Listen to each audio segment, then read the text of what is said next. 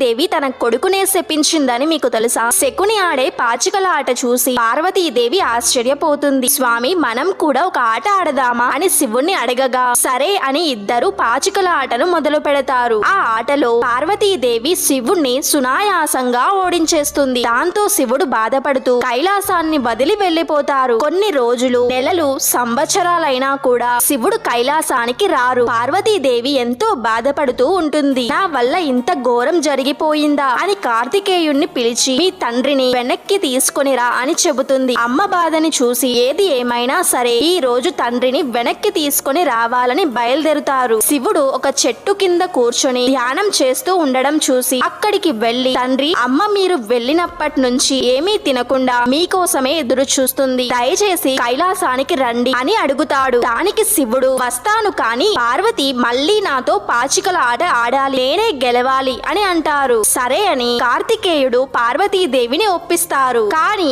ఈసారి కార్తికేయుడు శివుణ్ణి గెలిపించడానికి మోసం చేస్తారు. సునాయాసంగా శివుడు ఆటలో గెలుస్తారు. ఇది తెలుసుకున్న పార్వతీదేవి కోపంతో, నన్ను మోసం చేస్తావా కార్తికేయ? ఈ రోజు నుండి నీ ఆయుష్ పెరగదు, నీకు మరణం ఉండదు, నువ్వెప్పటికీ ఇలాగే ఒక బాలుడిగా ఉంటావని శపిస్తుంది. ఈ విషయాన్ని మొదటిసారి విని ఉంటే మన ఛానల్ ని సబ్స్క్రైబ్ చేసుకొని ఓం నమః శివాయ అని కామెంట్ చేయండి.